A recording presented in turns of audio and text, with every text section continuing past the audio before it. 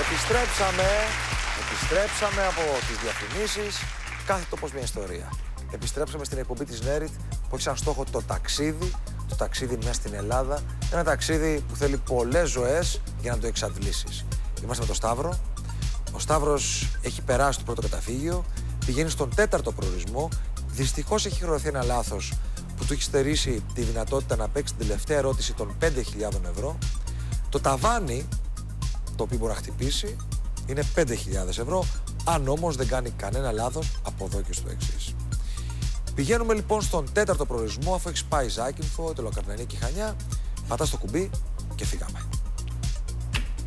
Ζάκυνθος, Αιτωλοκαρνανία, Χανιά, ο Σταύρος συνεχίζει το ταξίδι του από την Κρήτη στη Δοδόνη. Ξαναγυρνάμε προς τη Δύση. Δοδόνη για 100 ευρώ. Κατά μία μυθολογική εκδοχή, στη Δοδόνη, ο Ζεύς χρησιμοδοτούσε με το θρώισμα της ιερής φυγού, δηλαδή της ιερής Α, ελιάς, Β, βελανιδιάς, Γ, καστανιάς, Δ, καρυδιάς. Κατά μία μυθολογική εκδοχή, στη Δοδόνη, ο Ζεύς χρησιμοδοτούσε με το θρώισμα της ιερής φυγού, δηλαδή της ιερής ελιάς, βελανιδιάς, καστανιάς, καρυδιάς. Θυμάσαι καθόλου? Δεν το θυμάμαι καθόλου. Τώρα το μόνο που με παραπέμπει είναι Δοδόνη. Λογικά εκεί είναι υψόμετρο. Και επικρατούν δέντρα όπως που αντέχουν λογικά στο κρύο.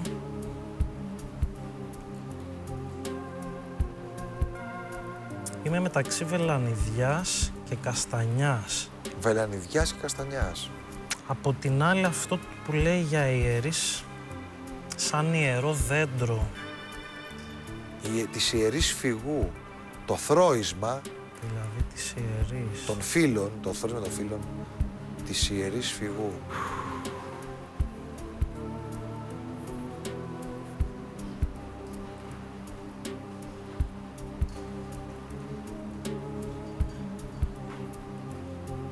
Ελιά, βελανιδιά, καστανιά, καρυδιά, Σταύρο. Τι λες? Ιερό δέντρο όμως μου πάει στην ελιά. Δύσκολα τα πράγματα, Λιγάκι, κατά μία μυθολογική εκδοχή, στη Δοδόνη, ο Ζεύς χρησιμοδοτούσε, έδινε χρησμό με το θρώισμα των φύλων της ιερής φυγού. Η ιερή ελιά, η ιερή βελανιδιά, η ιερή καστανιά, η ιερή καρυδιά. Να πούμε το Α, την ελιά. Να πούμε το Α, ελιά. Κατά μία μυθολογική λοιπόν εκδοχή, στη Δοδόνη, ο Ζεύς χρησιμοδοτούσε με το θρώισμα της ιερής φυγού, δηλαδή της ιερής ελιάς. Το διαλέγουμε για να δούμε αν όντως, όταν λέμε ιερή φυγό, εννοούμε την ελιά. Και η σωστή απάντηση είναι...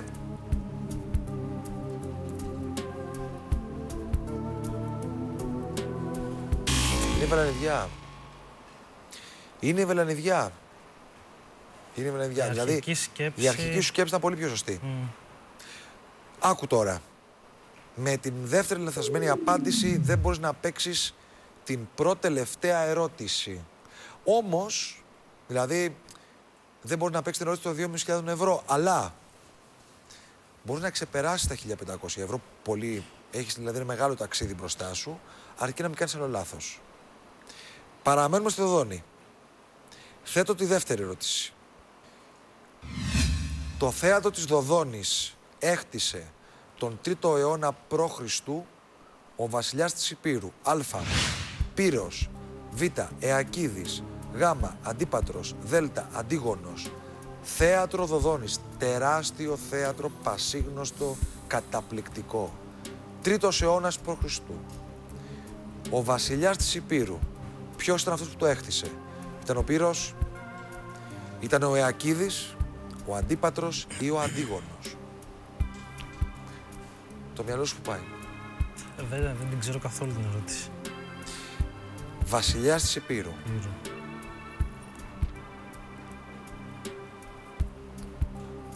Δεν πάει κάτι μυαλό σου, Πάμε με τύχη. Στον Πύρο Δήμα πάει το μυαλό μου. Και αυτός είναι ο βασιλιάς στο άθλημά του. Τώρα δεν ξέρω, από Βόρειο Ήπειρο είναι και ο Πύρος. Δεν ξέρω, αν πήρε το όνομά του από τον βασιλιά. Το θέατρο της Δοδόνης το χτίσε 3ο αιώνα π.Χ. Ο βασιλιάς της Υπήρου. Μία βοήθεια εδώ θα ήταν ό,τι έπρεπε. Θα ήταν, αλλά... Κακός που δεν πήρα. Δεν την πήρες. Θα πω το Α, τον Πύρο. Μήπως μας βοηθήσει και ο Πύρος. Μας βοηθήσει Για ο να Μητσοτάκης. δούμε. Μήπως μας βοηθήσει ο Πύρος. Διαλέγουμε λοιπόν το Α, το θέατρο της Δοδόνης. Το έκτισε τον 3ο αιώνα π.Χ. ο βασιλιάς της Υπήρου.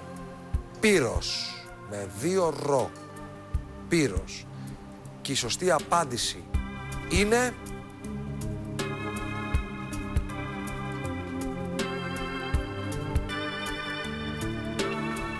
Είναι ο Πύρος. Ο μεγάλος βασιλιάς της Υπήρου, ο οποίος βέβαια είχε και έναν πολύ παράξενο θάνατο. Ήταν υπέας σε μια πόλη που μόλις κατέκτησε και του πετάξανε ένα κεραμίδι από ένα σπίτι και το σκοτώσανε. Αυτή είναι η ιστορία του Πύρου, του βασιλιά της Υπήρου. Άτυχος. Άτυχος. Εγώ ήμουν τυχερός. Εσύ είσαι τυχερός. Και επειδή είσαι τυχερός, θα χαρώ πάρα πολύ αν μείνεις μαζί μας και στην επόμενη εκπομπή, γιατί ο χρόνος μας τελείωσε. Φίλες και φίλοι, καλή σας νύχτα. Κάθε τόπος, μια ιστορία. Θα θέλαμε και στην επόμενη εκπομπή να είστε κοντά μας. Γεια σας.